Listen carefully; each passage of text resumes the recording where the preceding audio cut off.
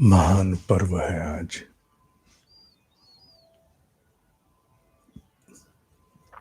गुरु गोविंद दोऊ खड़े। सत्य तो यह है कि गोविंद ही गुरु है।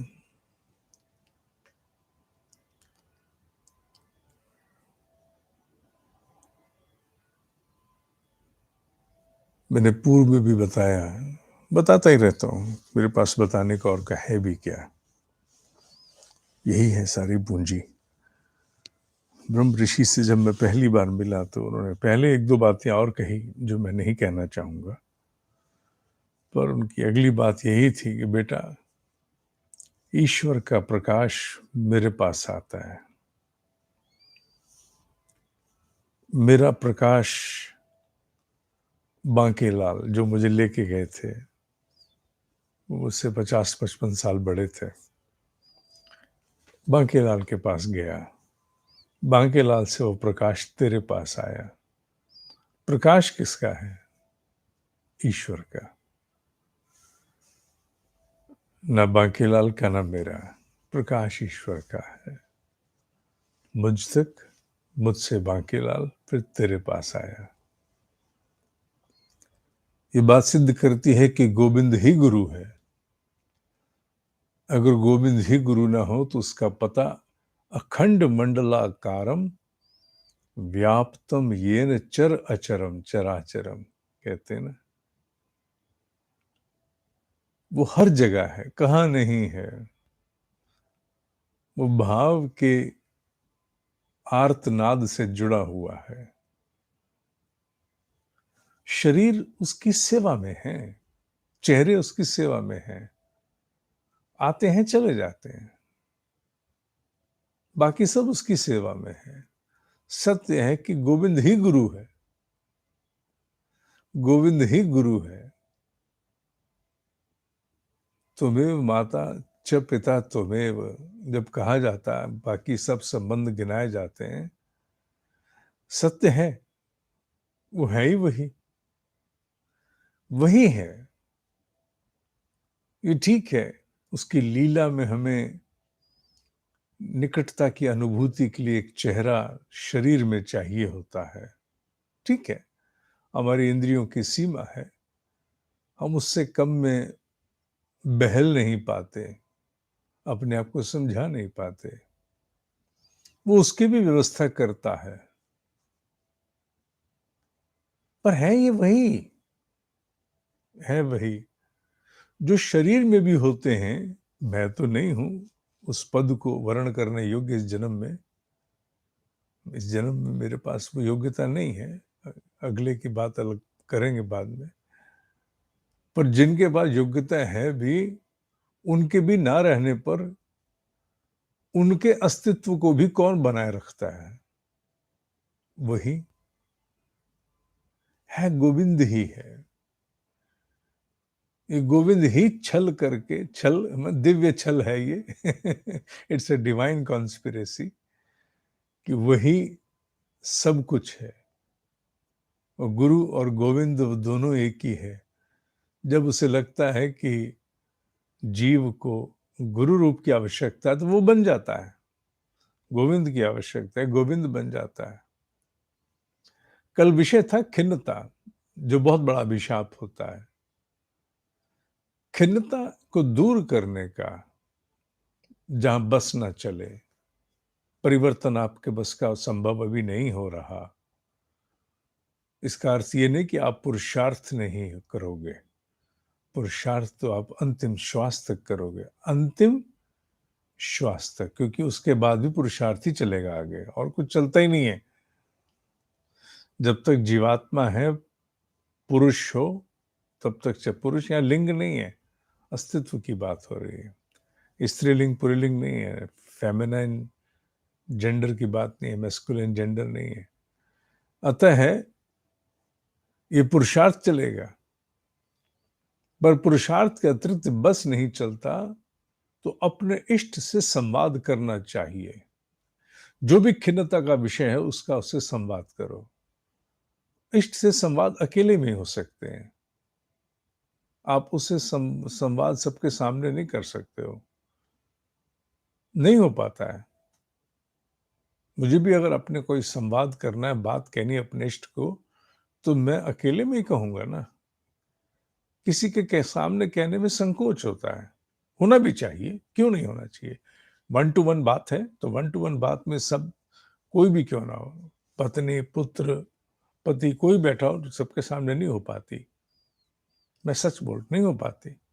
इसलिए वन टू वन बात करनी है अपने इष्ट से, वो शरीर में है कि नहीं, किस रूप में है, आपको केवल आँखें बंद करके आपको किसी को भी कहना, स्वामी रामकृष्ण को, माँ आनंदमयी को, महात्मा तेलंग स्वामी जी को, अक्कलकोट स्वामी समर्थ महाराज को, जिनको भी कहना है, सारे ब्रह्मर्षि एक हैं, जिनको भी कहना, बाबा कीनाराम जी को, बिल्कुल आँख बंद करके और उनसे बात करनी शुरू कर दो। जो विषय तुम्हें बहुत खिन्न कर गया, सबसे बुरा लगा, वो पूरा कह दो उनको। उनको सुना दो अपनी पूरी बात, अपने मन की गहराई पूरी उनको अवगत करा दो। इससे निश्चित रूप से जब मन से कोई बात बाहर चली जाती है, तो उसका वो बोझ, वो दबाव, वो तनाव जो अन्यथा तुम्हें सुलगाता रहता, बुद्धि का नाश कर देता, वो हो नहीं पाएगा। क्योंकि जैसे ही तुमने अपने से बड़ी चेतना को संपर्क में ले लिया अपने विषय के लिए, तुम्हारा बुद्धि नाश नहीं होगा। करके देख लो, अनुभव से कह रहा हूं। अपनी खिन्नता के विषय को अपने से बड़ी महाचेतना इष्ट से कह दिया, गुरु तत्व से कह दिया, तो क्या होगा? समाधान तो काल के अधीन है, पर तुम्हारा बुद्धिनाश नहीं होगा, जो खिन्नता का परिणाम होता है सामान्यतः। तुम अक्षुण्ण रहोगे, अपनी बात कह के कुछ सामान्य होने का प्रयास करोगे, कुछ हो जाओगे और फिर जीवन आगे बढ़ जाएगा। मैं करता आया हूं, अनुभव किया है। आप भी अपने स्वरूप में अवश्य करो, अपने तक मत रखो। और मनुष्य को भी कह के क्या मिलेगा? किसी मनुष्य से सहायता तब मांगी जाए जब उसकी सहायता का कोई हस्तक्षेप हो सकता हो। अगर उसका कोई हस्तक्षेप नहीं हो सकता तो खाम-खा में उसको सुना के क्या करना है? भाभी जी मेरे साथ ये हुआ, मामा जी ये हुआ, क्या करेंगे मामा जी? तब सुनाओ अगर किसी हस्तक्षेप की आशा है, अन्यथा अपने तक ना रखो, ढोना नहीं, इष्ट से कहना। इसीलिए हमारे यहाँ अस्थि भाव को इतना महत्व दिया गया। अस्थि भाव का तात्पर्य यही है कि जिसके अंतर्गत ये परम सत्ता है, जो है, अस्थि माने जो है, इजनेस, उसके समक्ष अपनी बात कह जाना, अपने हृदय की गहराई उसके सामने व्यक्त कर देना और व्यक्त करके उसके समक्ष अपने आप को खाली कर लेना।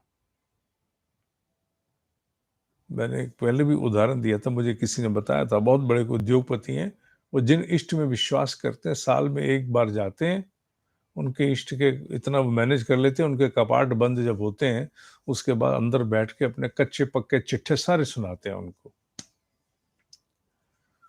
और हल्का होके व्यक्ति आ जाता है, क्योंकि सब कुछ इस पृथ्वी पर हम नहीं बदल सकते। अगल-बगल नहीं बदल सकते, बाकी की तो बात ही छोड़ो। बदलता वही है जो बदलना चाहता है। पर अपने आप पर तो प्रभाव रख सकते हैं ना, अपने आप को सुलगते रहने से तो बचा सकते हैं ना, और वो चेष्टा हमें करते रहना चाहिए। धीरे-धीरे जिन बातों से हम बहुत खिन्न होते हैं, किसी के व्यवहार से, किसी की बात से, अपने आप से भी तो होते हैं। अपने आप से नहीं होते, ये करना चाहते हो नहीं, कर ही नहीं पा रहे, बड़े खिन्न होते हैं। किस भी कारण से खिन्न होते हो, कारण का मुँह कुछ भी हो, चेहरे कई भी हों, पर अपने इष्ट के समक्ष मन खोल करके उसको व्यक्त कर देना चाहिए और एकांत में। सामने होगा भी नहीं, खुल के बात हो भी नहीं पाती है। क्योंकि कितना भी गंभीर व्यक्ति हो, इस प्रकार के एकांत में होने वाली बात पर कभी मजाक में भी उपहास हो जाए तो बुरा लगता है, अच्छा नहीं लगता है। इसलिए कह डालो, एकांत ढूंढ लो, किसी वक्त भी मिल जाए कोई ना कोई, उसी वक्त के अपनी बात कह दो। तुम देखना, बुद्धि नाश तो कभी भी नहीं होगा, क्योंकि तुमने अपने से बड़ी महाचेतना को जोड़ दिया उस विषय के साथ। बस धीरे-धीरे तुम में भी धारक क्षमता विकसित होगी। सामने वाले को बदलने का ठेका तुम्हारा नहीं है और ना वो ठेके उठाना। जो सामने वाले को बदलने के ठेके उठाने लगते हैं ना, वो बड़े परेशान होते हैं, मैंने देखा है, बहुत परेशान होते हैं। अपने आप को बदलना आरंभ कर दो, अपनी धारक क्षमता को विकसित करो, धीरे-धीरे वो चीज़ें प्रभावित नहीं करेंगी। तुम्हारी साधना आगे बढ़ेगी, जो सबसे आवश्यक है। जो सबसे आवश्यक है कि साधना आगे बढ़े, अक्षुण्ण होके। वो खिन्नता से प्रभावित होकर साधना डिसकंटिन्यू, अवरोध नहीं आए बीच में, निरवरोध चलती रहे। इसलिए इसे सुनिश्चित करने के लिए साधना निरवरोध चलती रहे। तुम्हारे मन की खिन्नता के भाव बाधा नहीं बने, तुम्हारे मन की खिन्नता के भाव तुम्हारा बुद्धिनाश नहीं करें। इसलिए अपने से बड़ी महाचेतना को संपर्क में लेते हुए अपने हृदय की वो गहरी बात अवश्य कह दो, जो तुम्हें बहुत खिन्न, जो बहुत बुरी तुम्हें लग रही है। इस सत्संग को प्रीमियर हम करेंगे कुछ दिनों के बाद, हो ही जाएगा, निश्चित रूप से सारे हो रहे हैं, ये भी होगा। इसलिए इन बातों का ध्यान रखना। आज की इस गुरु पूर्णिमा पर ब्रह्म ऋषियों को याद करते हुए, मेरे पास तो योग्यता नहीं है, स्पष्ट है। मैं अपनी आगे की यात्रा खराब नहीं करना चाहता, इसलिए मेरे पास वो योग्यता नहीं है। जिनके पास है, उनका स्मरण करते हुए, आप सबके कल्याण की आशा करते हुए, मैं उनके चरणों में अर्पित करता हूँ, जो ब्रह्म मुहूर्त में उठने का साहस करके आते हैं और ध्यान पर बैठते हैं। मेरे साथ कहीं भी बैठते हों, मेरा कोई कॉपीराइट थोड़ी है। जहाँ भी कहीं हो, जो कोई भी साधना कर रहे हो, हे ईश्वर, आप कल्याण करते आए हैं, करते रहेंगे, करते ही चले जाएंगे। हम सबका कल्याण करें। इस भाव के साथ आपको इस पर्व की गुरु गूढ़ताओं को वर्ण करने वाले उस महासत्ता की अनुकंपा प्राप्त हो, ये उनके श्री चरणों में मेरी प्रार्थना है। कर्मयोग के आवेदन कि जिनको मेल मिल चुकी वो करना चाहें कर लें, जिन्होंने नहीं किया वो कर्मयोग। अन्यथा जिनके पास मेल नहीं आई वो info@dineshji.com DINESHJI Jalandhar India JI.com DINESHJI.com पर मेल कर दें कर्मयोग, उन्हें लिंक आ जाएगा। ओम ही सत्य है, ओम ही सत्य है, ओम ही सत्य है।